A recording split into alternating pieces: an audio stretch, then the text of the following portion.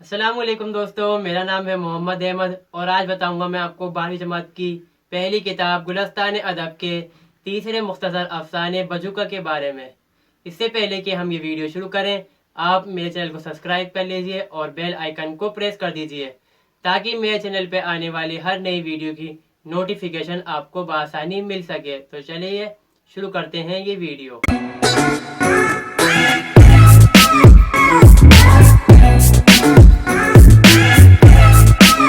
बजूका इसे लिखा है सुरेंद्र प्रकाश ने और इसके अंदर उन्होंने प्रेमचंद के मशहूर नावल गोदान के मरकजी किरदार हूरी का इस्तेमाल किया है और इसके अलावा एक दूसरा किरदार जो कि एक बजूका का है।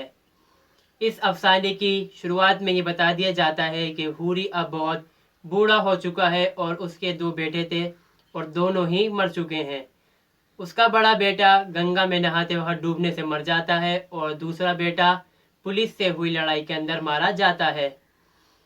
अब हूरी के ऊपर उसकी बहुओं और पोता पोतियों को पालने का जिम्मा आ चुका है और वो उनका पेट पालने के लिए अपनी बूढ़ी हड्डियों से हल चलाता है और खेत जोतता है और फसल को बोता है और वो फसल के रखवाली के लिए एक बजूका तैयार करता है। वो उस बजूका को बनाने के लिए पहले एक बांस का ढांचा बनाता है और उसे शिकारी की कमीज पहना देता है। उस शिकारी का निशाना उसके वालिद साहब ही हाँका करते थे और उस बजूका का सिर बनाने के लिए वो अपने घर में पड़ी खराब हांडी का इस्तेमाल करता है और उसके सिर पर एक शिकारी की टोपी को पहना देता है और हूरी की मेहनत रंग लाती है और फसल तैयार हो जाती है।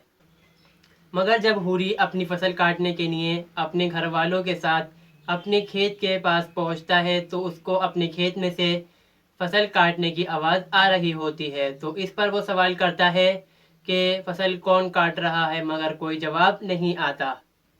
इसके बाद इसी हड़बड़ाहट के अंदर हूरी अपने खेत में जल्दी से घुस जाता है तो वो पाता है कि उसके खेत की एक चौथाई फसल कट चुकी है और उसे काटने वाला कोई नहीं बल्कि वो ही बजूका होता है जिसको हूरी ने खड़ा किया था। इस पर हूरी अचानक से हैरान हो जाता है और वो पूछता है कि तुझ में जान कहाँ से आई, तू तो बेजान है। तो इस पर हूरी वो बजूका जवाब देता है कि मुझ में जान तो उसी दिन आ गई थी जिस दिन तूने मुझे बनाया था। और इसके बाद हूरी उस बजूका से पूछता है मगर ये दराती तेरे पास कहाँ से आई। वो बताता है कि जैसे जैसे ये फसल पकती गई, तैयार होती गई, ये दराती अपने आप ही मेरे वजूद से बाहर आ गई और जब ये फसल कटने के लिए तैयार हुई तो ये दराती मेरे हाथ में पहुंच चुकी थी। और इसके बाद बजूका ये कहता है कि इस फसल की रखवाली मैंने की है तो इसकी चौथाई का हकदार मैं हूँ। मगर इस बात पर हूरी बजूका से लड़ पड़ता है और कहता है कि तू तो एक बेजान चीज़ है और बेजान चीज़ का कोई हक नहीं होता।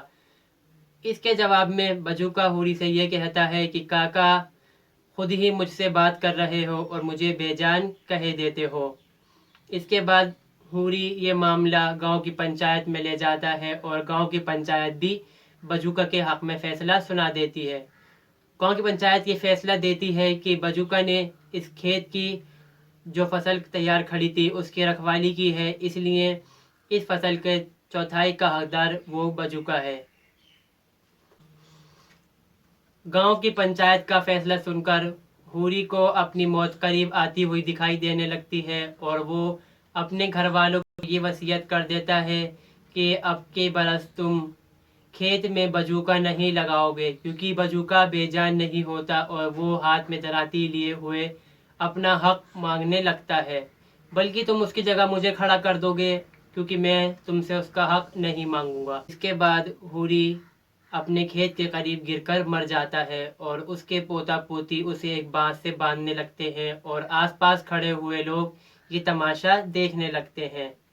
और इस पर वो बजूका अपने सिर से शिकारी टोपी उतार कर अपने सीने पर लगा लेता है और अपना सिर झुका देता है और इस पर यह अफसाना ख़त्म। इस अफसाने के ज़रिए से हमें ये सबक मिलता है कि जब एक शख्स परेशानी में मुब्तला होता है तो और परेशानियां उसके सिर पर आन पड़ती हैं और वो उनके बोझ तले दब जाता है और आखिरकार उसकी मौत वाक़ई हो जाती है। तो दोस्तों इस वीडियो में बस इतना ही। अगर आपको मेरी वीडियो अच्छी लगी हो تو اسے لائک کریں اور اپنے دوستوں کے ساتھ بھی شیئر کریں. تب تک کے لیے اللہ حافظ.